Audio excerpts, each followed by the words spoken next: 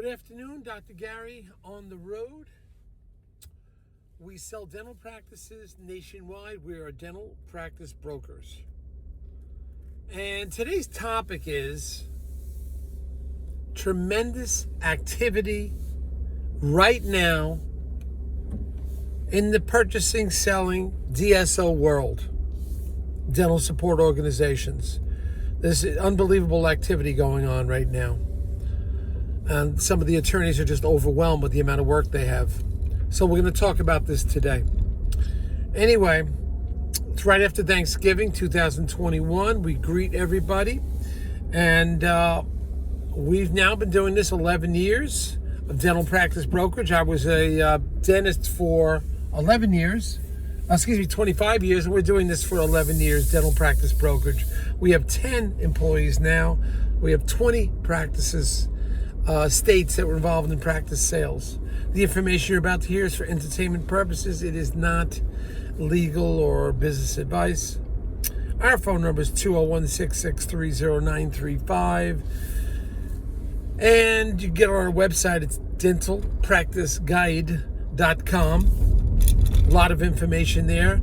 We answer the phone every day except Christmas and Easter. And on the East Coast, you can reach us East Coast time, 7:30 a.m. till 9:30 p.m. Call us, even if you just want to chat. We'll be happy to talk with you. If you're a seller and wondering what your practice is worth, give us a ring. If you're a seller and want to sell to a DSO, call us. They'll pay our commission. And often when you work with me, I'll get your attorney fees reimbursed. We've been doing this a long time. We know how to work with the various DSOs.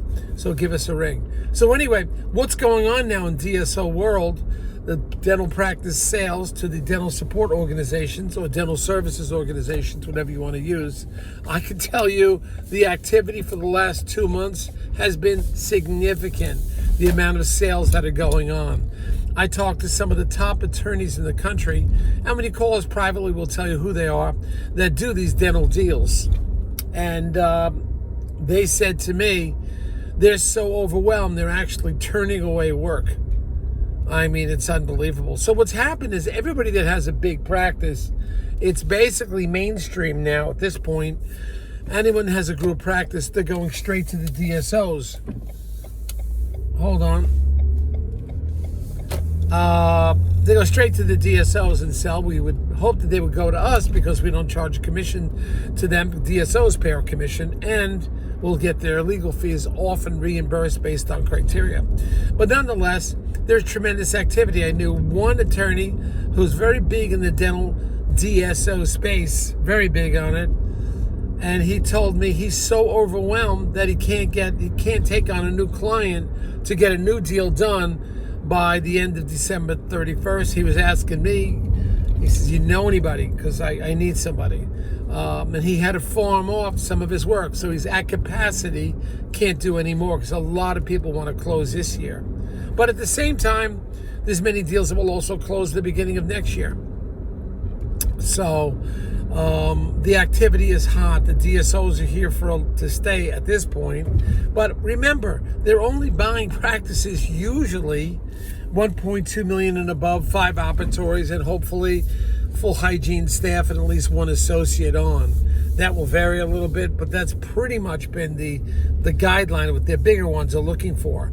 I did find a small one in Florida that will buy $700,000 and $800,000 ones. They're in the lower southeast area of the United States, so between Texas and Florida.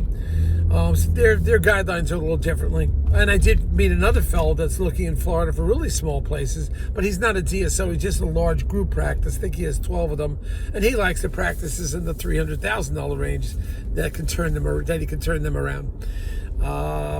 So it's, but still, this DSO activity is hot, it's intense, it's not going away, and we're in the middle of it. We see what's going on. And when you see some of the top attorneys cannot take on additional closings to close this year, they're that busy, that gives you just a pulse how mainstream this whole DSO world has become. Dental services organization or dental support organization, corporate dentistry, if you may. And that's really the pulse of things, and that's what's going on.